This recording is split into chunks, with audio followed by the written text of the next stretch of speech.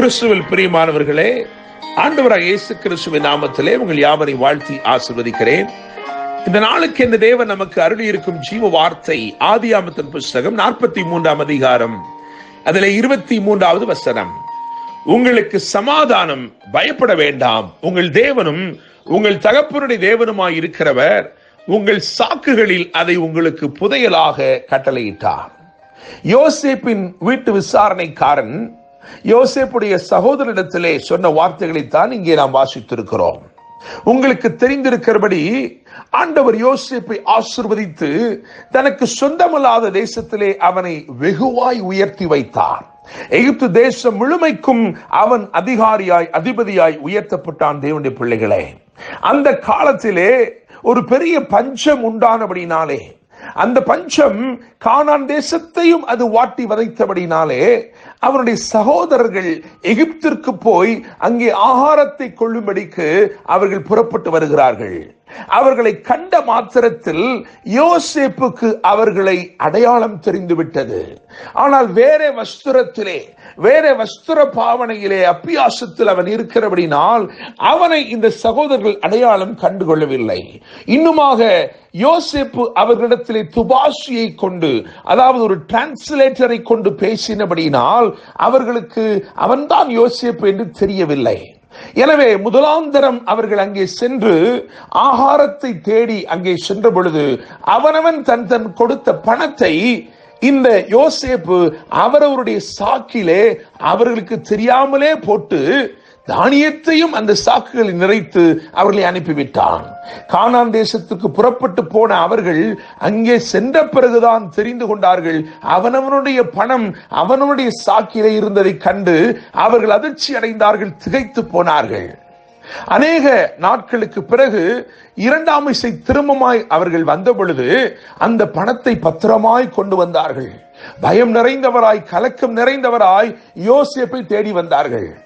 யோசேப்புடைய வீட்டு விசாரணைக்காரன் அவர்களை பார்த்த மாத்திரத்திலே அவர்களை பார்த்து சொன்னான், நீங்கள் அவருடைய வீட்டுக்கு, என் எஜமானுடைய வீட்டுக்கு வர வேண்டும் என்று அவர்களை விசேஷப்படுத்தி அழைத்தான்.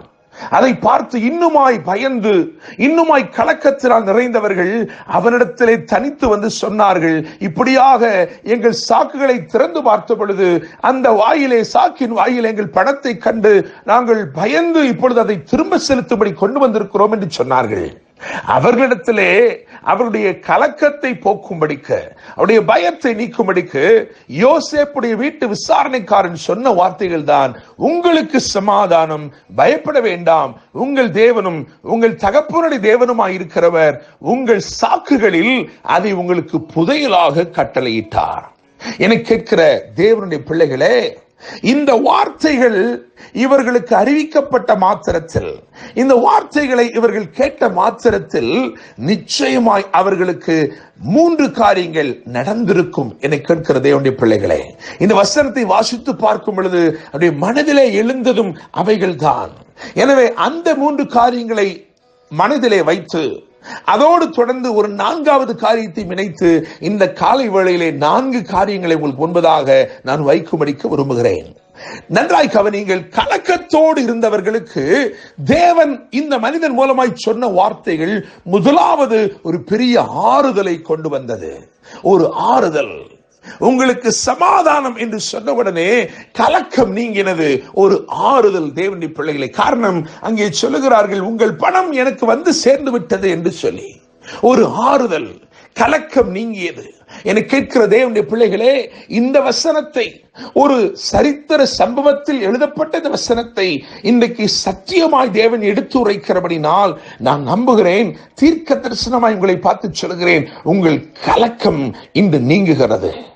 உங்களுடைய வாழ்க்கையிலே உங்களுடைய பயம் எதுவாக இருந்தாலும் அதை இன்று தேவன் மாற்றி போடுகிறார். முதலாவது ஒரு ஆறுதல் வந்தது தேவனுடைய பிள்ளைகளே.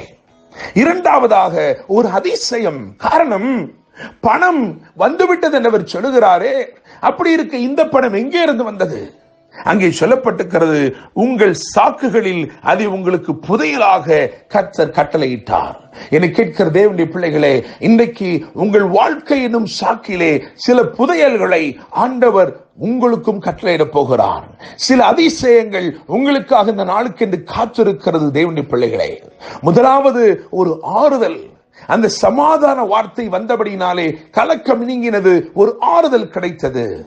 இரண்டாவதாக ஒரு அதிசயம், சாக்கிலே புதையல்.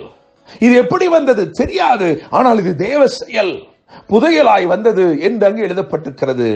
மூன்றாவதாக அதே வசனத்தை வாசிக்கும் பொழுது அங்கே விடுதலை, சிமியோனுடைய விடுதலை. சிமியோனை வெளியே கொண்டு வந்து அவர்களிடத்திலே விட்டான் என்று எழுதியிருக்கிறது. ஒரு விடுதலை. இந்த நாளிலே சிறைப்பட்ட நிலைமையில் இருக்கிற எல்லாவற்றிற்கும் தேவன் ஒரு விடுதலை கூற விரும்புகிறார். என்னை கேட்கிற தேவனுடைய பிள்ளைகளே, ஒரு ஆறுதல் இருக்கிறது, ஒரு அதிசயம் இருக்கிறது, ஒரு அற்புத விடுதலை இருக்கிறது. அதை தொடர்ந்து ஒரு ஆச்சரியமான காரியமும் இருந்தது. காரணம், நீங்கள் 43ஆம் அதிகாரம் 34வது வசனத்தை கவனித்து பார்க்கும் பொழுது, ஒவ்வொருவராக வரவழைக்கப்பட்டு யோசேப்பின் வீட்டுக்குள் அழைத்துக் கொண்டு வரப்பட்டு அவருடைய வயதின்படியே அவர்களை வரிசையில் அமர்த்தினார்கள் என்று எழுதியிருக்கிறது. வரிசையில் அமர்த்தப்பட்ட அவர்களுக்கு ஆச்சரியமான காரியம் என்னவென்றால், யோசேப்பு தன்னுடைய ஆகாரத்தை எடுத்து அதை பங்கு போட்டு அவர்களுக்கெல்லாம் அருளுகிறான். என்னை கேட்கிற தேவனுடைய பிள்ளைகளே, ஆச்சரியத்திலும் ஆச்சரியம். இன்னைக்கு 4 காரியங்களை கர்த்தர் செய்ய போகிறார். முதலாவது ஒரு ஆறுதல், இரண்டாவது ஒரு அதிசயம், மூன்றாவது ஒரு அற்புத விடுதலை, நான்காவதாக ஒரு ஆச்சரியமான காரியம். என்னை கேட்கும் தேவனுடைய பிள்ளைகளே, ஒன்றை சொல்லி முடிக்கும்படி விரும்புகிறேன். யோசேப்பின் சகோதரர்கள் யோசேப்பு யாரென்று அறிவதற்கு முன்னே அவனோடு கூட சாப்பிட்டார்கள். ஆனால் யோசேப்பை அறிந்த பின்பு அவனுடைய சம்பாஷித்தார்கள் என்று 45ஆம் அதிகாரம் 15ஆம் வசனத்தில் எழுதியிருக்கிறது. நீங்கள் ஒருவேளை ஆண்டவருடைய ஆசீர்வாதங்களை எல்லாம் நீங்கள் அனுபவிக்கிறவர்களாக இருக்கலாம். ஆனால் அவரை அறிந்து கொண்டால் அவரோடு நீங்கள் உறவாட துவங்குவீர்கள், சம்பாஷிக்க துவங்குவீர்கள். கர்த்தர் தாமே இந்த வார்த்தைகள் மூலமாய் உங்களை ஆசீர்வதிப்பாராக. ஆதியாகமம் 43:23 உங்களுக்கு சமாதானம், பயப்பட வேண்டாம், உங்கள் தேவனும் உங்கள் தகப்பனுடைய தேவனுமாய் இருக்கிறவர் உங்கள் சாக்குகளில் அதை உங்களுக்கு புதையலாக கட்டளையிட்டார். என்றும் அன்புடன் pastor Daniel Moses. God bless you.